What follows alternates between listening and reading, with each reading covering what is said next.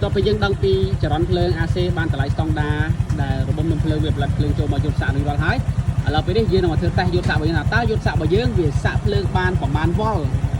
បាទចូលទៅអាគុយបន្ទាប់ពី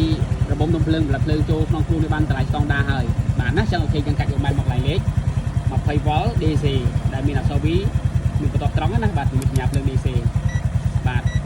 បន្ទាប់មកយើងចាក់ចូលខ្សែណាសម្រាប់ប្រភេទពណ៌អសងប៊ិចគឺយើងចាក់ចូលក្នុងយុទ្ធសាស្ត្ររបស់យើងគឺខ្សែពណ៌ក្រហមឆ្នូតទឹកប៊ិចណាទឹកនេះក្រហមហាត់ធំទឹកប៊ិចនេះបាទអញ្ចឹងយើងចាក់ចូលខ្សែពណ៌ក្រហមឆ្នូតទឹកប៊ិចណាសម្រាប់ដូចយុទ្ធសាស្ត្រអសងរបស់យើងបាទរួចរាល់ហើយខ្សែម៉ាស់របស់យើងចាក់កន្លែងណាក៏បានដែរម៉ាស់តួបាទបន្ទាប់មកយើងមកមើលអូម៉ែត្ររបស់យើងឃើញថាបាននៅពេលឆេះកណ្ដុងទីបាន12 វ៉ុលចុច33នេះពេលឆេះកណ្ដុងទីដោយសារកណ្ដុងទីម៉ូតូនេះរៀងជុំម៉ាស៊ីនរៀងបានតែ1100 1200ជុំទេបាទបើយើងកណ្ដុងទីធំវាអាចឡើងដល់12ជាងដែរតែឥឡូវយើងមូវាឡើងម្ដងទីដល់10កប់បាទ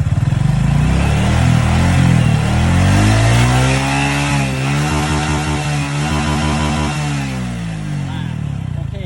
ពេលដែលយើងសាក់មូវាមកកប់បាទឥឡូវពេលនេះខ្ញុំស្កប់ទៅបងប្អូនមើលយើងឃើញថាវាឡើងបានរហូតដល់ 13.73ណាដោយសាររបបរំលោះរបស់ពណ៌អសងគឺរបបរំលោះវាខ្នាតតូចអត់ដូចប្រភេទពណ៌អូតូយើងទេអូតូរំលោះខ្នាតធំបាទអញ្ចឹងវាបានតែក្នុងចន្លោះ 13.73 ទេ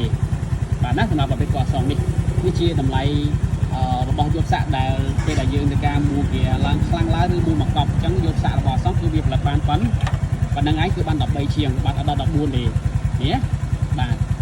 អញ្ចឹងបើអូតូរបស់យើងហេតុអីវាបានប៉ុណ្ណឹងដោយសាររបបរំលោះវាមិនសូវជាធំទេវារៀងតូចស្ដើងខុសពីអូតូរបស់យើងរំលោះខ្នាតធំមកគេរៀងខ្នាតធំណាអញ្ចឹងអូខេនេះសម្រាប់អសងប៊ិចដែលយើងធ្វើតេស្តជាក់ស្ដែងជាមួយម៉ូតូបាទថាវាបានតម្លៃស្តង់ដារតែប៉ុណ្្នឹងទេនៅពេលការមូវាកប់គឺយើងវាស់ចេញពីជើងយុទ្ធសាស្ត្រតែម្ដងអូខេគឺបាន13.73ណាពេលដែលយើងធ្វើការមូវាដំឡើងកណ្ដុងទីឡើងឬក៏មូមកកប់ហ្នឹងអូខេនេះជាคลิปមួយដែលខ្ញុំចង់ចែកលេខបាទនៅពេលដែលម៉ូតូតេជនមានបញ្ហាគឺយើងបោះធ្វើតេស្តឲ្យបងប្អូនមើលជាក់ស្ដែងបែបហ្នឹងអរគុណ